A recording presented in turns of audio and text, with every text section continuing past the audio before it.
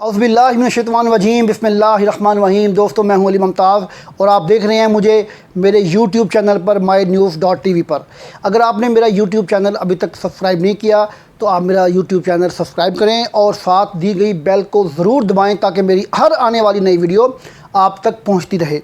آج کی بہت بڑی خبر کچھ اس طرح سے ہے کہ پاکستان میں جو ہماری کرنسی ہے روپیہ، وہ اس قدر گر گیا ہے ڈالر کے مقابلے میں کہ ایک سال میں رواں سال میں پاکستان پر بیرونی قرضوں کی تعداد 1540 ارب روپے اضافہ ہو چکا ہے۔ یعنی کہ ایک سال میں رواں سال میں 1540 ارب روپے کا بیرونی قرضہ صرف اس لیے بڑھ گیا ہے کہ ڈالر کی قیمت روپے کے مقابلے میں بہت بڑھ گئی ہے اور روپے کی قیمت ڈالر کے مقابلے میں بالکل گر چکی ہے۔ یہ ایک لمحہ فکریہ ہے حکومت وقت کے لیے کہ جب سے یہ حکومت قائم ہوئی ہے تو ڈالر کی قیمت جو ہے وہ کسی بھی طور کنٹرول سے باہر ہے۔ حکومت وقت بری طرح ناکام ہو چکی ہے کہ وہ ڈالر کی قیمتوں کو روک سکے۔ روکنا تو دور کی بات ہے، کسی بھی طرح سے ڈالر کی قیمتوں پر کنٹرول کرنے کی کوئی کوشش ہی نہیں کی جا رہی۔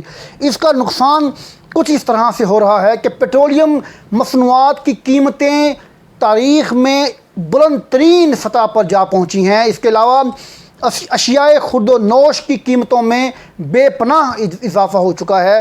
لوگ اس وقت پریشانی کے عالم میں ہیں، ہر طرف مہنگائی کا رونا رویا جا رہا ہے، لیکن حکومت وقت کے لیے یہ بات اتنی زیادہ سنگینی کا باعث بن رہی ہے، لیکن انہیں کوئی پوچھنے والا نہیں، وہ کسی کو جواب دہ نہیں۔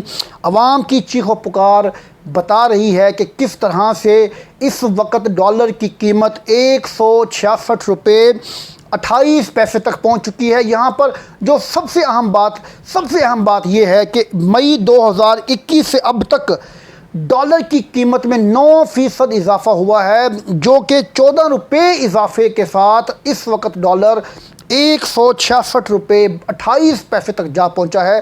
یہ پاکستان کی تاریخ کی بلند ترین سطح ہے۔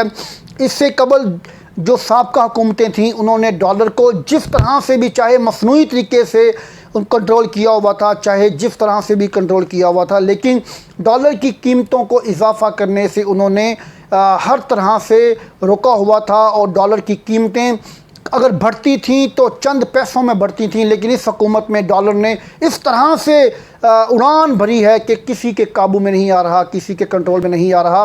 اور دنیا میں پاکستان جس طرح مہنگائی کے اضافے کے ساتھ پہلے نمبروں پر آ رہا ہے، عوام کسی طور پر بھی حکومت وقت سے خوشحال نہیں ہے بلکہ نالاں ہے، حکومت وقت سے گلہ کر رہی ہے، شکوے کر رہی ہے۔